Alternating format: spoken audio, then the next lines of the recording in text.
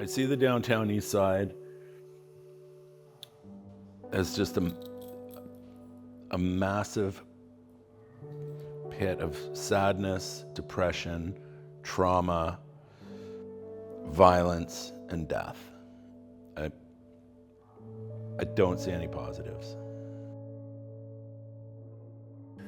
Like when the drugs changed and it all got synthetic and fentanyl and whatnot, there's just so much overdosing and there's so much brain damage down there. Like it used to be when you were working, people would have your back in the community, and it felt a lot more like you were kind of there helping out. And now there's so much brain damage and people don't have impulse control. Staff, like workers down there, just get assaulted daily.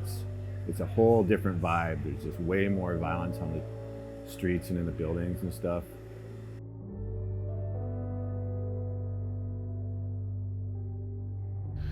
It was death every day. Put your mouth on a corpse every day and blow life into them and bring them back to life.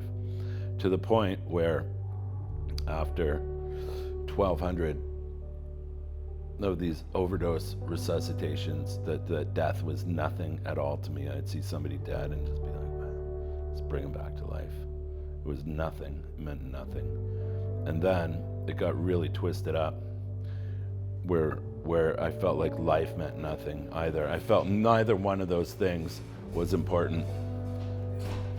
And obviously that's the most important thing. And to me, I completely lost track of that.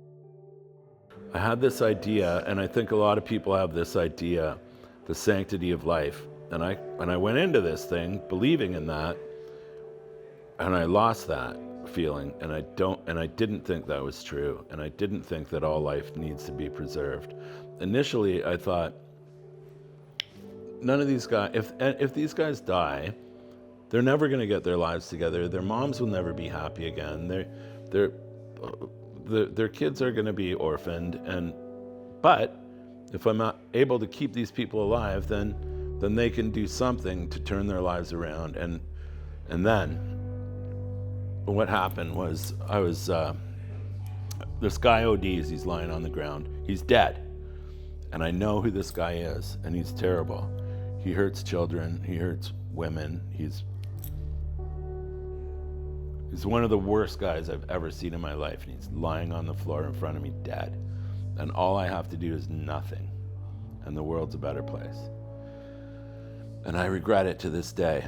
I didn't. I brought him back. And he didn't go on to become the CEO of UNICEF I'm sure he went on to hurt more people, to hurt more children, to hurt more women. But I brought him back, and I wish I didn't. I wish I let that guy die. How about this? So I met one guy who was a gambling addict. He was a heroin addict too, but he was a gambling addict. And I was like, that's wild. So what's the deal there? Like, did you win big and you're just chasing that? And he said, no, it wasn't that. It wasn't that at all. What it was he was addicted to losing everything, and that surge of fear that he would get, knowing that he's gonna lose his woman, his house, his job, like that he had just destroyed his life. That's what he was after.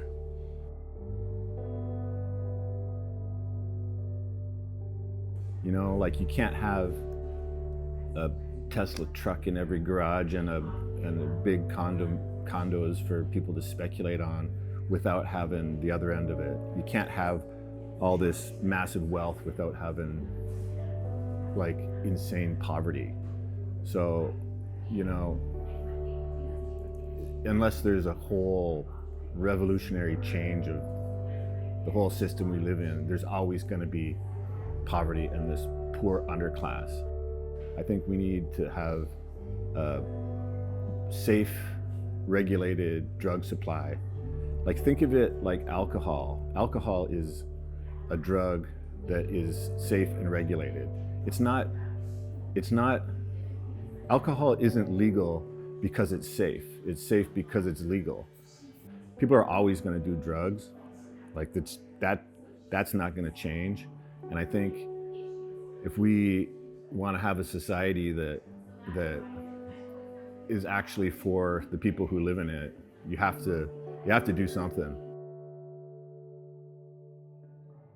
I was the same guy who would roll up their windows going through the downtown Eastside or cast these aspersions, and I realized that wasn't who these people were. They were actually the most misunderstood population in the city, just middle-aged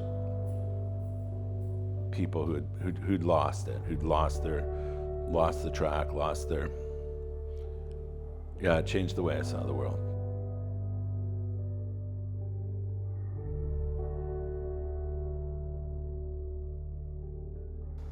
Well, it's waking up in the morning, getting kicked out of the shelter at 6 a.m., standing outside in the cold, waiting in food lineups, getting food, going to find shelter somewhere to stay warm for the day, hitting another food lineup at noon, trying to find another warm place to waste time, stay warm, hit the food lineup for dinner at the UGM or something, and then, try to find somebody that had a drink or a hit, try to soothe your needs if you didn't have any money, and then, go wait in line up to sleep in the shelter again, right? Addiction is an involuntary response to the world around us. No matter what, there's something I've got to have. I have got to have that beer for the day. And it's not something that I learned growing up. It's just something that's within me that the very first thing I think about when I wake up is, okay, where's the beer? Get settled on the beer. Once I've got my beer, whether I have to return empties, whether I have to spend the last few bucks in my pocket, whether I have to go to welfare and get some kind of money out of them, whatever, I gotta have that beer. Once I have my beer, then I can go on. After 3 or 4 beers, my inhibitions come down. Now let's hit the crack, which is a very, very powerful drug. And let's hit the marijuana and all that, and let's balance out that way. There's a deep sense of guilt that I had, and that I really wanted to erase and run away from.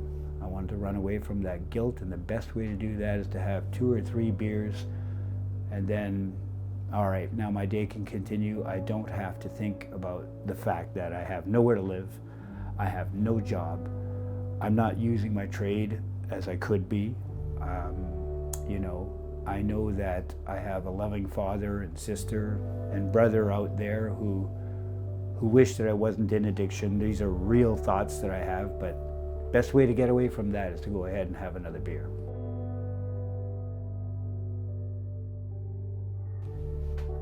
The downtown Eastside, I would best describe that as a catch basin of the lower mainland.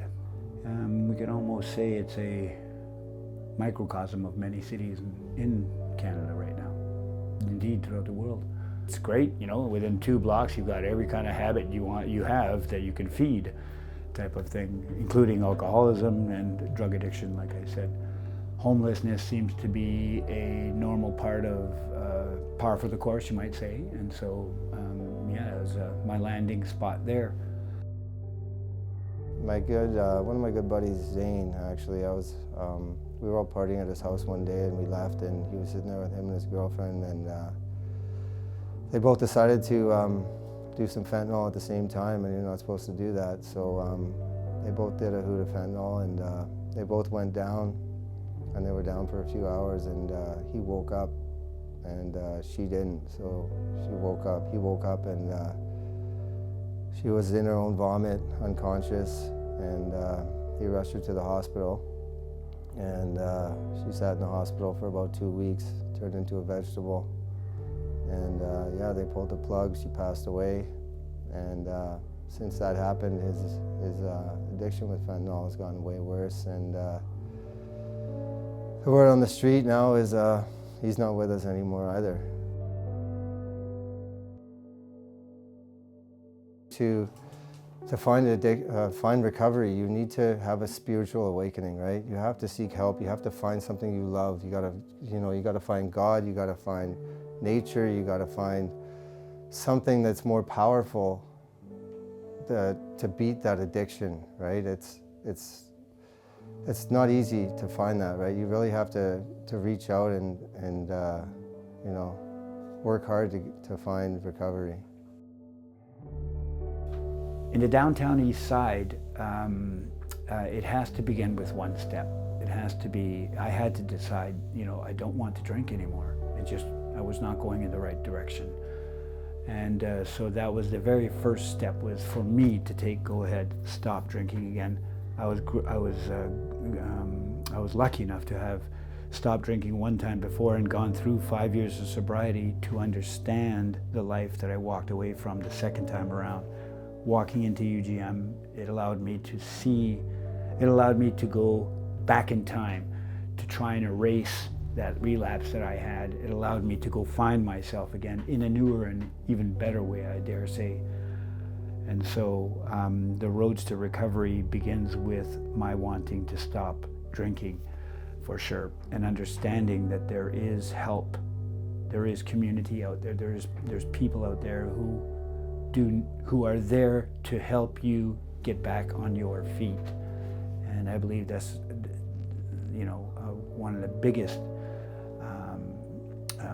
the biggest first steps there is to understand as an addict or as an alcoholic in the downtown Eastside on the street, is that there is help. The courage to take that step depends on the individual. Support to do that is critical. I am, in a strange way, grateful for the understanding I've gained at this point for the journey and addiction that I've taken. It's a beautiful journey to come to understand who I am, to come to understand my